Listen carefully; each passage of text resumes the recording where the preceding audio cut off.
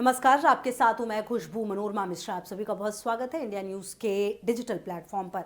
और आज बात उस विषय की हम करने वाले हैं जिसका सरोकार सीधा आपसे है। जी हाँ, इसे वीडियो को अंत तक देखिएगा और ज़्यादा से ज़्यादा शेयर कीजिएगा। बहुत छोटी सी आदत है हमारी, हम ब्रश करते हैं और ज़्यादातर मुझे ऐसा लगता है कि ब्रश करने के बाद हमारा जो वो ब्रश होता है वो हमारे वॉशरूम में होता है, जहाँ पर हमारा अटैच जो बाथरूम है, जिसमें कि अटैच लैट्रिन और बाथरूम जो है, क्योंकि वही रहता है आजकल, तो हम क्या करते हैं कि हम अपना ब्रश वहीं पर ही यूजुअली रखते हैं। कई लोग, मैंने ये भी देखा है कि जो उसके ऊपर जो बना होता है लैट्रिन का जो पानी वाला पंप, उसके ऊपर भी कई लोग अपने जो ब्रश है उसको होल्ड करके रखते हैं। आपको मालूम नहीं होगा, लेकिन एक स्टडी ये कहती है कि ये आदत आपको बहुत बीमार करने के लिए काफ़ी है। जी हाँ, अब मैं आपको बताती हूँ कि हालिया रिसर्च के मुताबिक बाथरूम में रखा ब्रश हर फ्लश के साथ हवा में फैलने वाले माइक्रो पार्टिकल्स यानी टॉयलेट प्लम के संपर्क में आता है। ये सूक्ष्म कण बैक्टीरिया से भरे होते हैं जो आसपास की चीज़ों पर जमा होते हैं। Journal of hospital infection JHI में पब्लिश एक स्टडी के मुताबिक खुले टॉयलेट को फ्लश करने से एरोसोल क्लाउड बनते हैं जो बैक्टीरिया और वायरस को हवा और आसपास की सतहों पर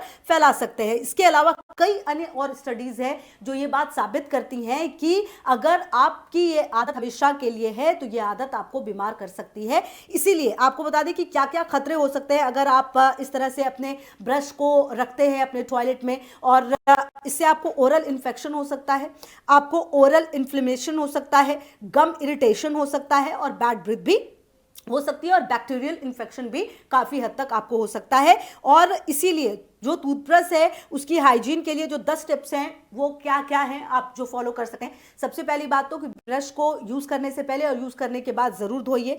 यूज़ करने के बाद साफ पानी से ब्रश को ज़रूर साफ कीजिए। टूथब्रश पूरी कोशिश कीजिए कि आप टॉयलेट में ना रखें। टूथब्रश बंद बॉक्स में भी नहीं रखना है क्योंकि उसमें नमी हो जाती है और नमी आपको दिक्कत दे सकती है। नमी वाली जगह पर ना रखें। दूसरों के टूथब्रश से अलग रखें। कई बार हमारी आदत होती है कि हम सोचते हैं एक ही डब्बा है और उसी में ही एक ही बॉक्स में ही हम 3-4 ब्रश जो है वो रखते हैं। वो आदत भी आपको बीमार कर सकती है। ओपन और वेंटिलेटेड जगह पर अपने ब्रश को रखिए। ट्रैवल में टूथब्रश का जो कवर होता है वो यूज कर सकते हैं। हफ्ते में एक बार जरूर टूथब्रश को सैनिटाइज कीजिए और हर दूसरे महीने टूथब्रश जरूर बदलिए। एक बात और, आप जैसे किसी बीमारी से, गंभीर बीमारी से मान लीजिए उठते हैं, मान लीजिए आपको निमोनिया हो गया था, डेंगू हो गया था, हैजा हो गया था, इस तरह की कोई भी बड़ी बीमारी अगर आपको हुई, आप उससे रिकवर करके उठे हैं तो आपको अपना ब्रश जरूर बदलना चाहिए। डॉक्टर सलाह देते हैं कि हर दूसरे महीने तो वैसे बदले, लेकिन अगर आप किसी बीमारी से उठे हैं तो आपको अपना ब्रश जरूर बदलना चाहिए क्योंकि वो कहीं ना कहीं कंटिन्यू आप यूज कर रहे हैं ना उस बीमारी में भी, और हो सकता है कि उस वक्त के जो बैक्टीरिया है, जो प्रॉब्लम्स है, वो आपको दोबारा हो सकती है। तो इसलिए कोशिश कीजिए वो ब्रश आप इस्तेमाल दोबारा ना करें। अगर आपके पास टूथब्रश को स्टोर करने का सबसे अच्छा तरीका क्या है, इसका सबसे सेफ तरीका टूथब्रश को टॉयलेट से बाहर किसी सूखी जगह पर रखना है। अगर बाहर जगह नहीं है तो ऊंचे सेल्फ या वेंटिलेटेड कैबिनेट का इस्तेमाल कीजिए।